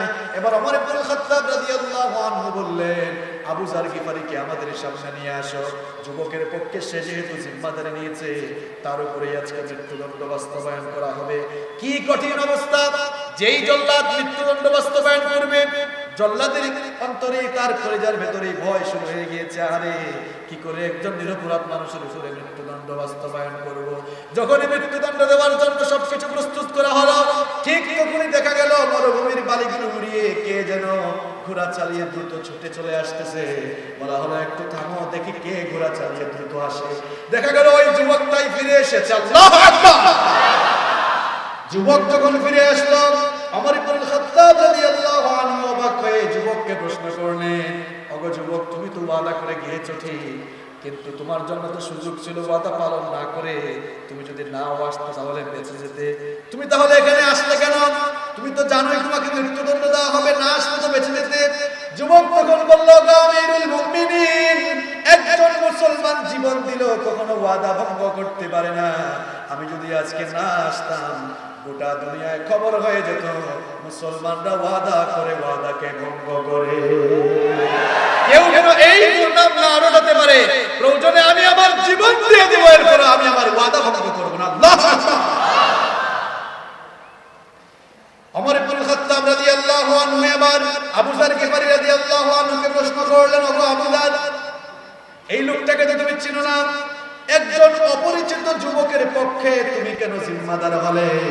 আবু যার গিফারী রাদিয়াল্লাহু আনহু তখন বললেন, ওগো আমিরুল মুমিনিন, আমাদের একজন মুসলমান ভাই বিপদে পড়েছে, যদি কেউ তাকে সাহায্য না করত, আমি যদি তার জন্য এগিয়ে না আসতাম, দুনিয়ার মানুষগুলো মনে করত মুসলমানদের স্বভাব হলো এমন, একজন বিপদে পড়লে আরেকজন এগিয়ে আসে না। এই কথা যেন কেউ বলতে না পারে, এজন্য আমার ভাইয়ের পক্ষে আমি জিম্মাদারি গ্রহণ করে আমার ভাইকে আমি সহযোগিতা করছি। আল্লাহু আকবার। এই দুইজনের অবস্থা দেখে ওই দুই ছেলে যাদের বাবাকে ওই যুবক হত্যা করে আদালতের কাঠগড়ায়, ওই দুই যুবক বলল, আমিরুল মুমিনিন থামেন, মৃত্যুদণ্ড দেওয়া লাগবে না, আমরাও আমাদের ভাইকে আল্লাহর ওয়াস্তে মাফ করে দিলাম। ওমর রাদিয়াল্লাহু আনহু আরো অবাক, কি ব্যাপার, এই ছেলেরাই তো চেয়েছিল তাকে যেন মৃত্যুদণ্ড দিই, এখন আবার মৃত্যুদণ্ড বাস্তবায়ন না করার পক্ষে কেন? প্রশ্ন করলেন, কেন তাদের মৃত্যুদণ্ড দেব না বলো? ওই দুইটা লোক তখন বলল, আমাদের এক ভাই ওয়াদা পালন করার জন্য জীবন দিয়ে দেবে, আর আরেক ভাইকে সহযোগিতার জন্য নিজের ভাইয়ের পক্ষে দাঁড়িয়ে নিজের জীবনটা দিতে প্রস্তুত। আর আমাদের একজন ভাই মনের অজান্তে ভুল করেছে, আমাদের কাছে মাফ চেয়েছে, আমরা যদি তাকে মাফ না করি লোকেরা বলাবলি করবে মনের অজান্তে ভুল করার পরেও একটা লোক মাফ চেয়েছে, মুসলমানরা এত নিষ্ঠুর, মাফ করতে জানে না। এমন কথা যদি কেউ বলতে না পারে, এজন্য আল্লাহর ওয়াস্তে আমাদের ভাইকে আমরা মাফ করে দেব। সুবহানাল্লাহ। আর এখন কেমন অবস্থা, এখন আগুন লাগলে পানি দেয় না, আরো তেল লাগায় দেয়। আমাদের এক ভাই বিপদে পড়লে তাকে আরো বিপদে ফেলানোর চেষ্টা আমরা করি, আমাদের কোন ভাই উপরে উঠলে তাকে টেনে আমরা নিচে নামানোর চেষ্টা করি, এটা আমাদের স্বভাব। আর ওয়াদা পালনের কথা তো আর বললামই না, ওই যে এদিকে দেখলে ওইদিকে ওয়াদা পালন না করা, এটা মুমিনের স্বভাব না, এটা কার স্বভাব? কার স্বভাব? যারা বলে না বুঝতে পারতেছে আপনাদের ভিতরে এটা আছে। ওয়াদা পালন করা যাবে তো? আল্লাহ তৌফিক দেন, বলেন আমিন। মুনাফিকের ৯ নম্বর বৈশিষ্ট্য হচ্ছে মুনাফিকরা আমানতের খেয়ানত করে। মুনাফিকরা আমানতের, রাসূল করিম সাল্লাল্লাহু আলাইহি ওয়াসাল্লাম বলেছেন মুনাফিকের যে কয়েকটি বৈশিষ্ট্য রয়েছে তার মধ্যে একটি আলামত হচ্ছে ইযা তুমিনা খানা, যখনই তার কাছে আমানত রাখা হয় আমানতের কি করে? খেয়ানত। আপনার উপরে একটা প্রতিষ্ঠান, যেমন এটা একটা স্কুল, তাই না? এই স্কুলের প্রধান যদি আপনি হন, হেডমাস্টার যদি আপনি হন, পুরো স্কুল আপনার উপরে আমানত। এটাকে সঠিকভাবে দায়িত্ব পালন করে এই স্কুল পরিচালনা করা আপনার দায়িত্ব, আপনার ফ্যামিলির দায়িত্ব আপনার উপরে, আপনি সেটাকে সঠিকভাবে পরিচালনা করবেন। যদি না করেন তাহলে খেয়ানত হয়ে যাবে। এমনকি আপনার আমার যে জান আছে, জীবন আছে, এই জীবনটাও আল্লাহর দেওয়া আমানত, এটিকে আল্লাহর সন্তুষ্টির পথে ব্যয় করতে হবে, আল্লাহর অসন্তুষ্টির পথে ব্যয় করা যাবে। সমাজ কিংবা রাষ্ট্রের দায়িত্ব করে সেই দায়িত্বকেও আমানতদারিতার সাথে পালন করতে। এখন দেখা যায় আমরা খেয়ানত করতে করতে আমাদের পেট দায়িত্ব পাওয়ার আগে যা থাকে, দায়িত্ব পাওয়ার পর তার চেয়ে আরো বড় হইতে থাকে। আমানতদারিতা কাকে বলে শুনেন? ওমর ইবনুল খাত্তাব রাদিয়াল্লাহু আনহু, তিনি যখন খলিফাতুল মুসলিমিন, ওমর ইবনুল খাত্তাব রাদিয়াল্লাহু আনহু, তিনি তো বাংলাদেশের মতো ছোটখাটো কোনো দেশের প্রেসিডেন্ট ছিলেন না, অর্ধ পৃথিবীর শাসনকর্তা ছিলেন, অর্ধেক পৃথিবীর প্রেসিডেন্ট তিনি ছিলেন। তার শাসনামলে তার কিছু আত্মীয়স্বজন তার সঙ্গে দেখা করার জন্য আসলেন। তিনি একটা রুমের ভেতরে মোমবাতি জ্বালিয়ে কাজ করতেছিলেন। তার কিছু আত্মীয়স্বজন এসে দরজায় নক করলেন, আসতে পারি? ওমর ইবনুল খাত্তাব রাদিয়াল্লাহু আনহু বললেন, থামো, একটু দাঁড়াও। তার সামনে থাকা মোমবাতির আগুন ফু দিয়ে নেভালেন, নতুন আরেকটি মোমবাতি জ্বালালেন। এই দৃশ্য দেখে দরজায় যারা দাঁড়িয়েছিলেন তারা অবাক হয়ে গেলেন। মোমবাতি নতুন করে জ্বালানোর পর ওমর রাদিয়াল্লাহু আনহু বললেন, এবার তোমরা আসতে পারো। ঘরে ঢুকেই তারা কৌতূহলী মনে জানতে চাইলেন, ওগো আমিরুল মুমিনিন, আপনার সামনে তো মোমবাতি জ্বালানো ছিল, সেই মোমবাতির আগুন নিভিয়ে দিয়ে নতুন করে মোমবাতি জ্বালালেন কেন? ওমর ইবনুল খাত্তাব রাদিয়াল্লাহু আনহু তখন জবাব দিলেন, তোমরা তো আমার আত্মীয়স্বজন, ব্যক্তিগত কথাবার্তা বলার জন্য এসেছো। তোমরা আসার আগে রাষ্ট্রের টাকায় কেনা মোমবাতি দিয়ে আমি রাষ্ট্রের কাজ করছিলাম। তোমরা তো আমার আত্মীয়স্বজন, ব্যক্তিগত কথা বলার জন্য এসেছো। সুতরাং রাষ্ট্রের টাকায় কেনা মোমবাতির আগুন জ্বালিয়ে যদি তোমাদের সাথে ব্যক্তিগত কথাবার্তা বলি, এটা রাষ্ট্রের আমানতের খেয়ানত হবে। এই জন্য রাষ্ট্রের টাকায় কেনা মোমবাতি মোমবাতির আগুন আমি নিভিয়ে দিয়ে নিজের টাকায় কেনা মোমবাতির আগুন জ্বালিয়ে দিয়ে তোমাদের সঙ্গে এখন কথা বলছি। আল্লাহু আকবার। এই হচ্ছে আমানতদারিতার নমুনা। আর আমাদের দেশে আমানতদারিতার নমুনা কি জানেন? এতে মেম্বার হওয়ার আগে জমি যা ছিল মেম্বার হওয়ার পরে জায়গা জমি বাড়ে না কমে? বাড়ে না কমে? আমানতদার মানুষের বৈশিষ্ট্য হলো এরা নির্বাচনের আগে খরচ করে না, নির্বাচনের পরে খরচ করে। আর বেঈমান কিংবা খেয়ানতকারী মানুষের বৈশিষ্ট্য হলো এরা নির্বাচনের আগে খরচ করে, নির্বাচনের পরে তারা পেট ভরে। আপনি আগে খরচ করবেন কেন? জনগণের জন্য কাজ করবেন। জনগণ যাকে যোগ্য হিসাবে বানাবে সেই যাবে, পরে সে কাজ করবে। কিন্তু আমাদের সিস্টেম উল্টা, আগে নগদ, তাই না? আমানতের খেয়ানত করা, আমানতের খেয়ানত, এটা মুনাফিকের। বিশ্বনবী সাল্লাল্লাহু আলাইহি ওয়াসাল্লামকে প্রশ্ন করা হলো, আগো আল্লাহর নবী, মাতাস সাআহ, কখন কিয়ামত হবে? বিশ্বনবী সাল্লাল্লাহু আলাইহি ওয়াসাল্লাম তখন বললেন, ইদা দিয়াতিল আমানাতি ফান্তাজিরিস সাআহ, চতুর্দিকে যখন আমানতের খেয়ানত শুরু হয়ে যাবে তখন কিয়ামত শুরু হয়ে যাবে। সাহাবায়ে কেরাম তখন বললেন, কাইফা ইদাআতুহা ইয়া রাসূলুল্লাহ সাল্লাল্লাহু আলাইহি ওয়াসাল্লাম, আল্লাহর নবী, চতুর্দিকে আমানতের খেয়ানত কেমনে শুরু হবে? বিশ্বনবী সাল্লাল্লাহু আলাইহি ওয়াসাল্লাম তখন বললেন, ইদা উসনিদাল আমরু ইলা গায়রি আহলিহি ফান্তাজিরিস সাআহ, যখন যোগ্যতা সম্পন্ন চেয়ারগুলোতে অযোগ্য মানুষ বসে যাবে তখন এই কিয়ামতের আলামত শুরু হয়ে যাবে। বক্তা হওয়ার যোগ্যতা নাই, বক্তা হয়ে যাবে। সভাপতি হওয়ার যোগ্যতা নাই, সভাপতি হয়ে যাবে। মেম্বার হওয়ার যোগ্যতা নাই, মেম্বার হয়ে যাবে। চেয়ারম্যান হওয়ার যোগ্যতা নাই, চেয়ারম্যান হয়ে যাবে। এমনকি সারা জীবন নেচেছে, গেয়েছে, কবর ধরিয়েছে, সুযোগ পাইলে সর্বোচ্চ জায়গায় যাওয়ার সুযোগও ছাড়ে না। এগুলো কিন্তু কিয়ামতের আলামত। জোরে করে, এগুলো কি? আহারে, দেখা যায় শিক্ষিত মানুষগুলো ডানে বামে বসে আছে, আর একেবারে তাদেরকে যারা চেয়ারপারসন হয়ে সভাপতিত্ব যিনি করছে নামও লিখতে জানে না। অথচ দেখা যায় ডানে বামে যাদের সামনে কথা বলছে তারা সবাই উচ্চ শিক্ষিত মানুষ, আর যেই লোকটা এদেরকে নেতৃত্ব দিচ্ছে বকলম। বিশ্বনবী সাল্লাল্লাহু আলাইহি ওয়াসাল্লাম বলছেন, কিয়ামতের আগে ইলা উসনিদাল আমরু ইলা গায়রি আহলিহি ফান্তাজিরিস সাআহ, কিয়ামতের আগে যোগ্যতার চেয়ারগুলোতে অযোগ্য মানুষ বসে যাবে আর যোগ্যতা সম্পন্ন মানুষগুলো নিচে থাকবে। এই সময়গুলো যখন চলে আসবে কিয়ামতের আলামত শুরু হয়ে যাবে। আমানতের খেয়ানত মুনাফিকের। তাহলে আমরা মুনাফিকের 9 নম্বর বৈশিষ্ট্য জানলাম। মুনাফিকিনা ইয়াসুদ্দুনা আনকা সুদুদা।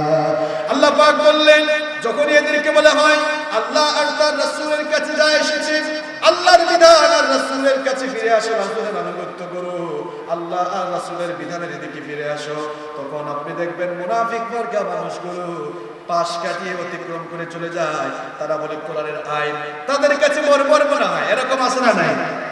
কিছু হাসমাসি সূরা আছে, দেখবেন কিছুদিন পরপরই বলবে যে কোরআনের আইন এগুলো বর্বর আইন। দেখো না, চুরি করলে চুরির অপরাধের কারণে হাত কেটে ফেলা। আমরা কোরআনের ফর্মুলা বাদ দিয়ে বিচার করছি বলে চোরগুলোকে জেলে নেওয়ার পর প্রমোশন হয়ে চোর ডাকাত হয়ে বের হয়।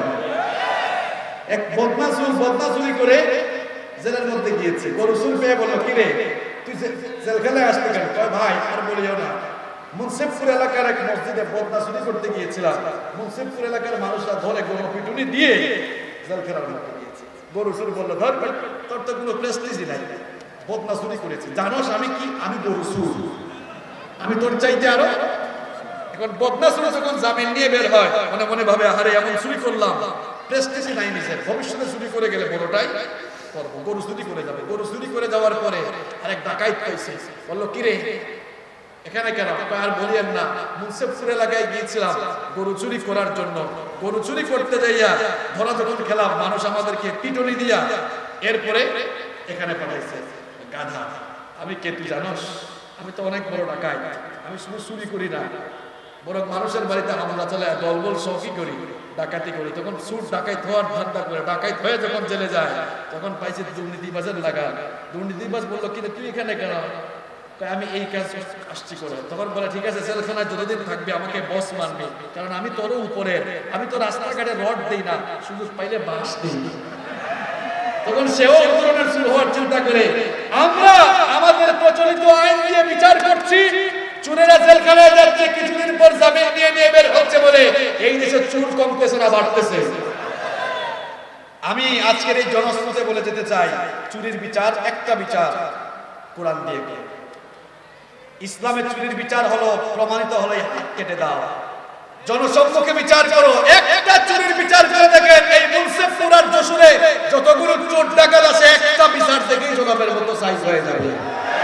আজ জেনা ধর্ষণের বিচার, জেনা ধর্ষণ বাড়ছে কেন জানেন? কারণ কোরআন দিয়ে বিচার করা হয় না।